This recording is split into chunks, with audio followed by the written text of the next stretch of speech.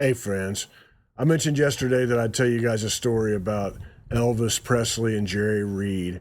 So I came out here on the porch, and it is cold, wet, and windy. So if you see me shivering or anything, I apologize ahead of time. But our story begins. Elvis is in Los Angeles back in 1967. He'd finished making a lot of bad movies. A lot of them were fun, a lot of them weren't, and he wanted to, play some more rock and roll and do some recording, which he hadn't done in a little while. And I think there's a quote out there I've heard of Elvis that the only thing worse than seeing a bad movie is starring in one, which is pretty fun. But Elvis is driving around and he hears this song on the radio. It's Jerry Reed, Guitar Man, and he absolutely loves it and decides he wants to record it. It makes perfect sense that Elvis would dig this because it's right in his wheelhouse. The rhythm, everything about it, just it makes perfect sense for Elvis.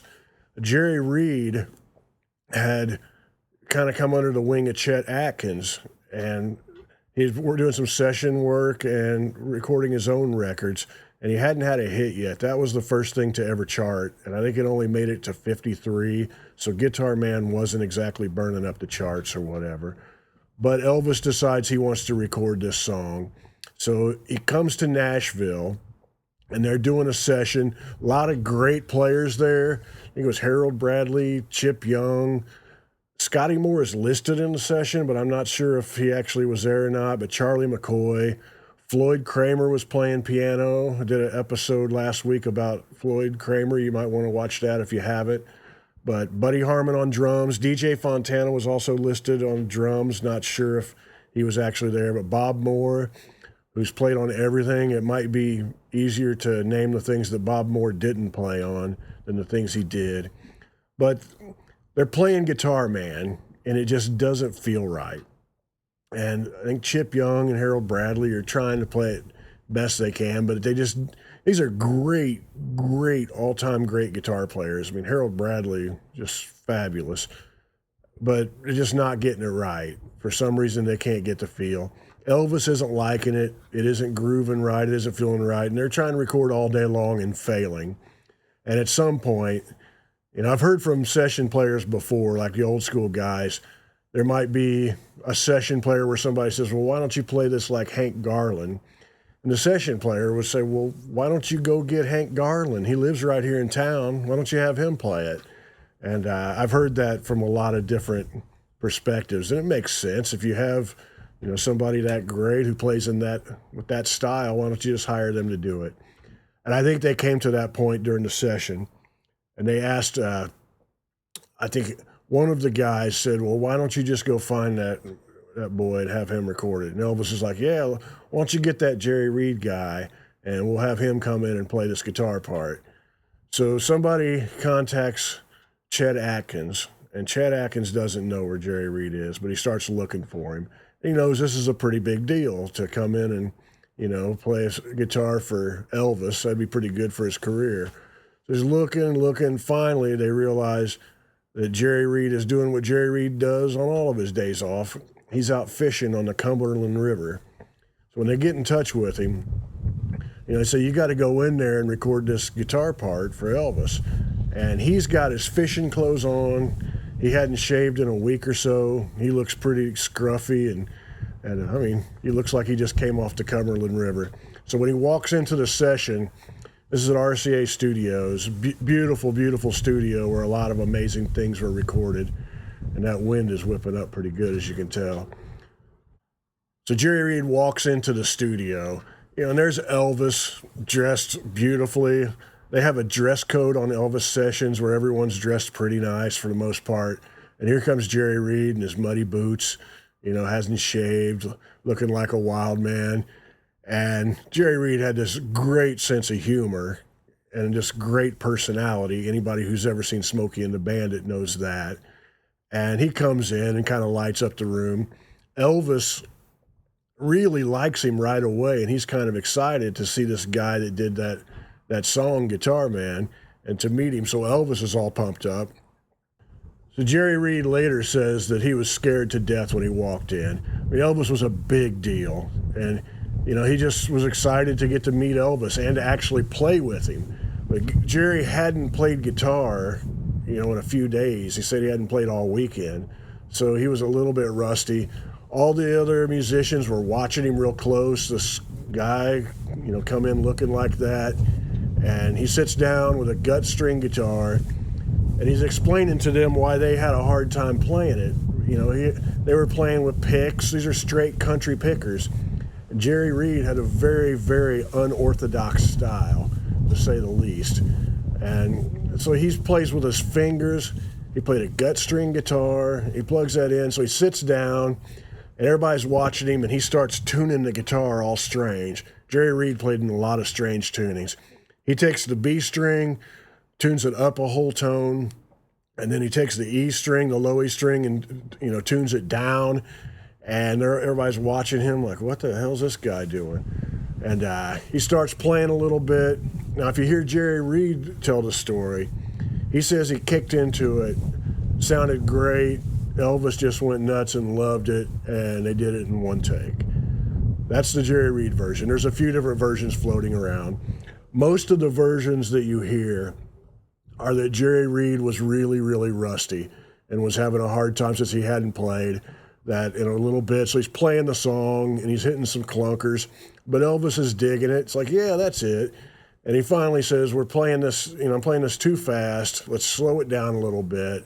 And Jerry Reed tells them, this is actually two guitar parts.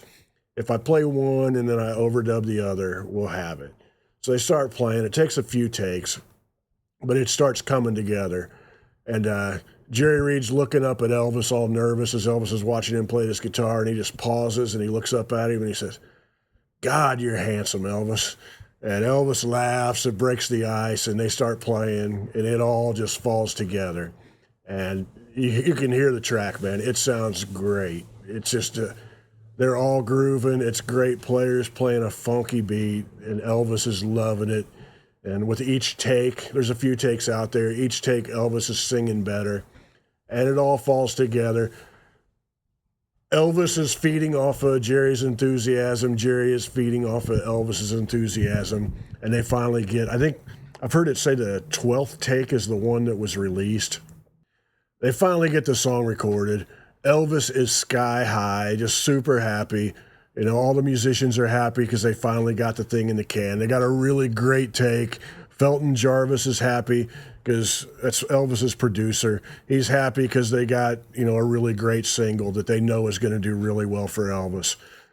Somewhere along the line, someone realizes, as Jerry Reed is leaving, that nobody had talked to him about a little publishing matter. That in all of Elvis's recording sessions, Colonel Tom Parker made this rule. Now, Elvis didn't really know much about any of this. He didn't pay any attention to his business at all. So this goes all to Colonel Tom Parker. If Elvis was going to record one of your songs, Colonel Tom Parker demanded that you sign away half of your publishing. And it was a really good business deal for a songwriter because if Elvis recorded it, you were going to make a lot of money. A lot of money. And if it was a single, you might live for the rest of your life off of that money. It's a big deal. And a lot of great songwriters, were happy they weren't happy, but they went ahead and did it. They made that deal. But that was the rule. No, Elvis would record nobody's songs unless he got half the publishing. So they come over, the business guys come over and start telling Jerry Reed, you need to sign these papers. And he's like, well, what are these papers? And like, well, we have this rule for Elvis to record the song. You got to sign away half your publishing. And Jerry Reed's like, whoa, that's not going to work for me, brother. That's not going to work for me. And they're like, well, that's the deal. And Jerry Reed's probably being a poker player about this time. And he realizes, the situation in the room. And he says, well, I'll tell you what. Elvis has been trying to record this song all day, and it was not working. And I came in here, and now Elvis is sky high. Just look at him over there. He is sky high, and he loves this song. If you'd like to walk over there and explain to him why it's not going to be released, that's your business. But I'm not signing that paper. And he's like, good to see you. And he walked on out. And everybody in the session is watching this and kind of dumbfounded, you know, but Jerry Reed walked out and left. He played his hand of poker, and it was a pretty good one. And Elvis loved the song, and he's like, no, we're going to release that song. And they release it, and I believe it was a #1 country song for Elvis and helped relaunch his career there, you know, around the '68 comeback special. It was beautiful. Jerry Reed stuck to his guns. And he was in a good position to be able to do it at that time and smart enough to do it. That's the only instance I know of a songwriter who was able to, you know, get one over on Colonel Tom Parker. If you guys know of another one, let me know. But good for Jerry Reed. One last story before I freeze to death out here. Me and my buddy Todd Fox, you know, has been my best friend for 30-something years. We like to go to people's graves that we're interested in. And 15 or 16 years ago, we went to Jerry Reed's grave in Nashville. This is before I even lived there. We drove down so we could see Jerry Reed's grave. And we walked into the mausoleum. And we went in and took a couple pictures and just stood there taking it in. And a guy walks up to us. I think he worked there. I'm not positive. But he was asking us, are you guys Jerry Reed fans? And like, oh, yeah, man, we love Jerry Reed. And he's like, well, Jerry Reed went to my church, and I believe he claimed to be Jerry Reed's preacher. And we're like, really? So he starts telling us all of these stories about Jerry Reed, and they're all hilarious. One that I can remember that I think paints Jerry Reed in a really fun light. He said that Jerry Reed would come into church on Sundays, and he would pull the preacher aside, and he would always have some kind of a off-color joke to tell him. It probably wasn't appropriate, but it's Jerry Reed, so he could get away with it, and everybody would laugh. And I don't know, that made us happy to hear Jerry Reed was that way in private also.